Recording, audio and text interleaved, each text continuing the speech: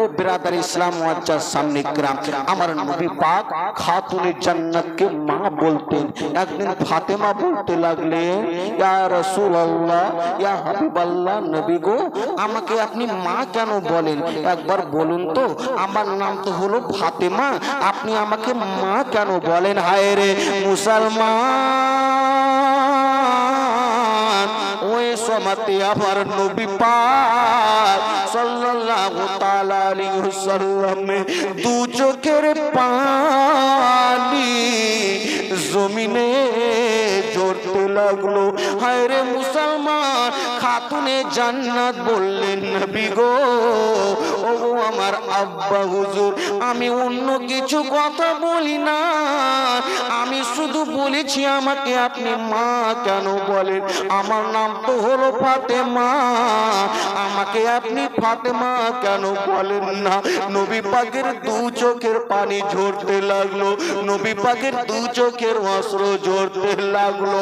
নবী পাক বললেন, ও আমার মা, তুমি শুনো শুনো গো মা, আমি যখন তোমাকে দেখি রে মা, আমার মা আমিনা যখন আমার বয়স হয়েছিল 6 বছর, আমার মা দুনিয়া থেকে বিদায় নিয়েছে।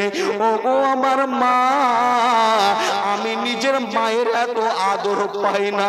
ও গো আমার মা, যখন আমার মা আমিনার কথা মনে পড়ে গো মা, আমি অন্য দিকে না দেখে গো মা, তোমার চেহারাটা জানো আমার মায়ের মতো গো মা, তোমাকে যদি মা বলতেছি গো মা, আমার দুঃখ যন্ত্রণা সকল দূর হয়ে যায়। এই জন্য গো মা, আমি তোমাকে মা বলি, তোমার নাম ধরে আমি ডাকি না, তোমার নামটা আমি বলি না। হায় রে মুসলমান, আমার দয়ার নবী মুস্তাফা যখনই কোথাও কত ভালোবাসতেন, আর ওই আহলে বাইতকে ভালোবাসতে হবে আমাদেরকে। বাবা আমার নবী পাক শিক্ষা দিয়েছেন, যখনই আমার নবী পাক কোথাও থেকে আসতেন, যে ফাতেমার ঘরে যেতেন, ওই ফাতেমা নবী পাকের সম্মানের জন্য দাঁড়িয়ে যেতেন। বলেন সুবহানাল্লাহ। এবার বেরাদারে ইসলাম, আমার নবী পাক হুজরাতে থাকতেন, খাতুনে জান্নাত যদি যেতেন, উনি নবী পাক তিনি যেন মেয়ের সম্মান আর্থে যেন দাঁড়িয়ে যেতেন। বলেন সুবহানাল্লাহ। কত ভালোবাসতেন।